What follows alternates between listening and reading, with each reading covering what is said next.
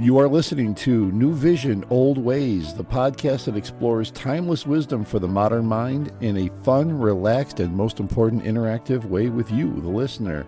I am your host, Tony Marinaccio, and let's get the episode started. Welcome, everyone, to another great episode of NewVision, OldWays. And yes, I am your host, Tony Marinaccio, and hopefully you listened to the first episode of this two-part series on leadership and were inspired to carve a path out as a leader in your career, your organization, your place of education, and even in the military. And by the way, I thank the men and women in the military and also police officers for their service. Because of you, we can live free, and that is truly a blessing because many people around the world cannot live free. So I thank you for all that you do for us. But today, though, I want to concentrate on being a leader in your personal life. I believe this is just as, and in many cases, even more important than the aspects of leadership I spoke about in the last episode. Leadership in all areas of life is important and lacking in this world right now. And I believe that we can change that. And there is no better time than the present. So let's get started with episode 19, Leadership in All Areas of Life, Part 2. The voice of fear will lead you to a life that's too small. And you know this. You already know this. And the way that you know this is you feel this. You feel this conflict, this dissonance and tension when you're in that position, when you're doing something that's too small. If you want to reach full power in this one life of yours, it's in the second voice. It's in the voice that's the real you. This contains your dreams, your path. It contains your energy. And when you stop denying who you really are, there's really no end to what you can accomplish. That was Speaker Graham Weaver, and I so agree with what he said. Fear can overtake us at any moment, drown out our inner voice, and stop us from becoming who we really are. And then we think small. This stops us from realizing not only our true potential, but stops us from understanding the leadership power we can have in our personal lives. Like I mentioned in the last episode, the classic version of leadership that we think of is the CEO of a company, our immediate boss, the dean of a school, our pastor at church, or of a great general leading his troops into battle. And yes, that of course is leadership, but many of us forget the power we can all have to lead in ways we never thought of in our immediate surroundings. Leadership in our personal lives can come in various forms. And in this episode, I will look at what makes a great leader in everyday life, where those areas are that maybe you didn't realize were so important, and how we can, with our hearts in the right place, mind you, change the lives of people around us. But we cannot think small, as Graham Weaver said. We have to have the understanding and the confidence to realize where we could be the leader and utilize the gifts we were given. But where do we begin to understand how our influence can be felt? How do we know that we can lead when needed, when our own lives are in disarray at times? Well, that is where we are going to begin. A great quote from a man referred to as the father of modern American psychology, William James, says, "The greatest discovery of any generation is that a human can alter his or her life by altering his or her attitude." I am a firm believer that we cannot live a happy life or go about changing other people's lives without improving our own. So many people want to be an influence to others before they understand that they need to work on themselves. It's difficult for some to fully grasp the concept of loving ourselves enough to be honest about where we need improvement. But it is at the same time so important. In many of the NewVision, OldWays episodes, I have talked about getting in touch with our inner selves. You hopefully remember the concept of mindful meditation, where we get alone and meditate and get in touch with our inner voice. In the clip I played earlier from Graham Weaver, he mentioned the second voice. Well, this is our inner voice. The first voice that we succumb to many times is that first voice, the voice of negativity that comes from, some may call the devil, some call dark forces, or even the world around us. Negative friends, negative family, negative coworkers, or school peers. That first voice tells us that we can't. It tells us that we are not good enough. It tells us that everything bad will happen to us. So why try? We have all heard that voice. But remember, that voice is not coming from us. Our true voice, the one we need to listen to, comes from deep within us. practicing mindful meditation, and I do mean practice, that can defeat the first voice and allow you to realize what it is that we are capable of. That is why getting comfortable with listening to your inner self can change your life, defeat the first voice and that negativity that has held you down. And then it can open the doors to a life of possibility instead of a life of dread, anxiety, and depression. By making this change alone, you will have the immediate power to influence others to make the same changes that you did. By leading yourself in personal development, you will set goals for self-improvement, you will seek out learning opportunities, and consistently work on becoming the best version of yourself that you can by reading books, taking courses, practicing new skills.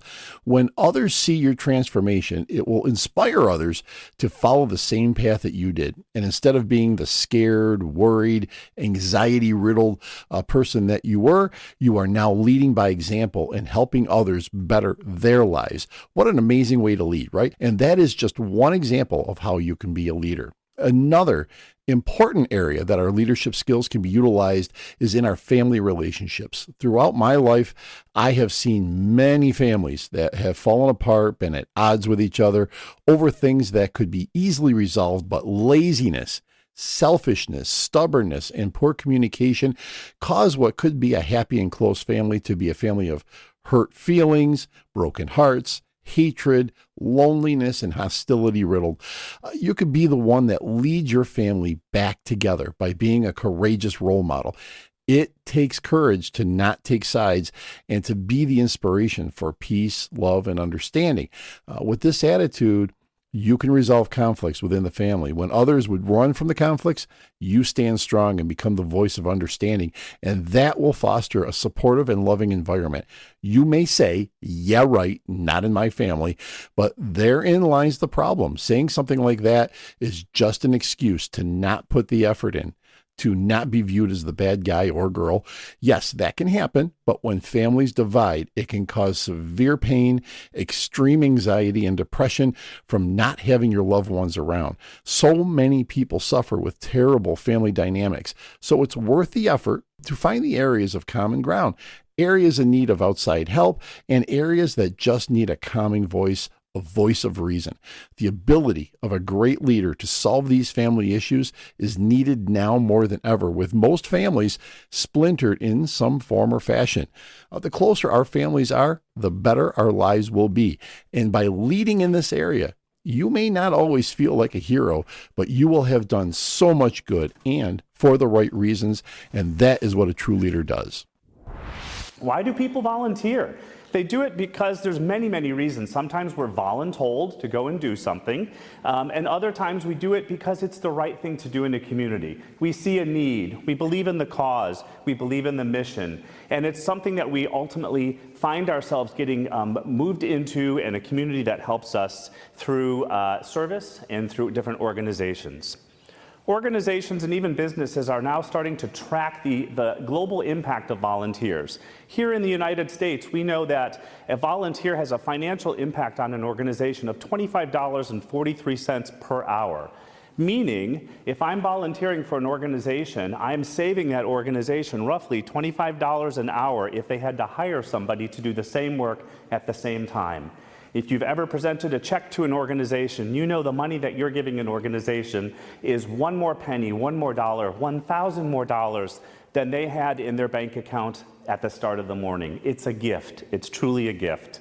What Brian Techlinger said there was so important. Volunteering is vital to the success of our communities. No matter how big or small the project is, being a volunteer is a gift. Just as he mentioned, I know that many of us lead very busy lives with work and families, but when you take the time to volunteer, you have immediately become a leader. Volunteering can also give you a sense of purpose and meaning in your life, especially if you are retired, unemployed, or have experienced a loss in some form or fashion. It can improve your overall mood and make you feel happier and more optimistic, which can lead to better physical health by reducing stress and improving your sleep. Volunteering can help us learn new technical skills and, yes, leadership skills that can be beneficial to your career, while also making new friends and acquaintances. All of this while helping the community, and your positive involvement will inspire others to do the same. Again, showing leadership by example is leadership at its best. Another critical way we can lead is by parenting, and this area can be touchy for many, but the role of a parent is vital. You are a leader to your children, and here's where this can get touchy, but I believe if you are willing to have children, then you have committed to a great responsibility it will take to raise that child. I understand there are many different family dynamics that could be at play here, but as we do have many great parents out there, there is a growing number of parents who are too self-involved, too unwilling to teach their children right and wrong, and as I have stated in previous episodes, the role of a parent is not always a glorious job.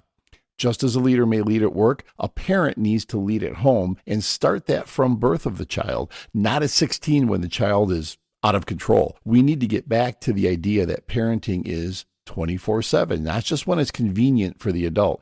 And it's not a pick and choose when I want a parent deal. I know it's never easy, and in my case, we raised 3 kids, but no matter how tiring it can get, the kids need a strong leader in the house to show them how life is supposed to be lived, to show them right and wrong, to show them how to deal with life and not lose control at the slightest difficulty. The effort you put in from the start is the effort you will get out, the old garbage in, garbage out thing. It may not always be that cut and dry, but kids are getting bombarded on so many fronts these days, and you have to be vigilant and involved at all times to make sure the children get on and stay on the right path. And as we have seen all across this country, parents are beginning to step up, not only at home, but in relation to the schools as well. If you as a parent feel that the school is pushing control or an ideology on your kids that you do not agree with, it is your right as a parent to make sure that the school understands and acts on your concerns. We, through school taxes and government help, are in essence their boss. And we need to make sure that the school is properly preparing our children for the life ahead, not forcing ideologies on them that are destructive and unnecessary. The school's main job is to teach a child reading, writing, arithmetic, science, and real history, not how to feel about these subjects, just how to understand them and be able to think through the problems. It is the parent's job at home to guide children with religion or sexuality. Yes, many children suffer with a poor home life. I get that. The school can recommend ways to help, but the school cannot assume control and make decisions for the children. That's not their job. There are many great teachers and many great schools out there. But when we see the education process taking a bad turn, it is our responsibility to lead the charge and correct the path the school has chosen. Do not let idle threats from school boards dissuade you from being vigilant in this area. A true leader will take on that challenge because we all want our children to have the best lives. And these kids today need to understand that there are consequences for their actions. And by stepping in and helping to correct and direct the problems at the school, it's showing the kids that when there is a problem, don't run from it. Face it directly and find a solution, a lesson vital to their outlook on life. In the end, being a parent who was a great leader means guiding your children with love, setting a good example, and teaching them values and life skills. It also involves being patient, supportive, and helping them navigate challenges. These skills are some of the most important skills in any form of leadership, and our children will benefit greatly. And that's the point, right? And this leads us right into another form of leadership that can be so influential, and that is the skill of motivation. You can be a leader by utilizing the ability to motivate others to work on themselves, to strive for higher goals, to get through difficult times, and to stay positive. People are more likely to follow a leader who embodies high values and behaviors like commitment, resilience, and of course, a positive attitude. And this will help motivate others to adopt similar mindsets. Helping others to believe in their capabilities can significantly enhance their motivation with even just a few words of encouragement. It can make a big difference. This can also be done by clearly communicating a vision or a goal that can inspire people to work towards it. A shared vision fosters a sense of purpose and direction. Remember, we can all rewire our minds by helping ourselves and others manifest positivity and focus. We all have that power. We need to believe in ourselves to let that happen. The more consistent and mindful you stay, the more trust people will have with your intentions. Trust is foundational for motivation. When people trust you and believe in your integrity, they are more likely to be motivated by your leadership. Remember, leadership in your personal life is not just about directing others. It's about inspiring and empowering them to reach their potential. And these strategies, when applied with sincerity and consistency, can significantly enhance your ability to motivate and lead effectively. Keep in mind, you cannot fall into the trap of only helping others. You cannot forget about yourself. It's difficult to stay positive and lead effectively if your own life is suffering from neglect. A healthy you, meaning a healthy mind, body, and soul, will keep you from falling into disarray while you are helping others succeed. A true leader is one that can effectively keep improving in their own right while helping others succeed without sacrificing their own mental and physical health. Very important. Your personal growth is vital to being able to effectively lead. I will be concentrating on personal growth in a future episode. There is so much we haven't touched on yet, so watch for that episode coming up. But for now, I want to make a point that I believe is very important. You don't need a leadership title of any kind to be an effective leader.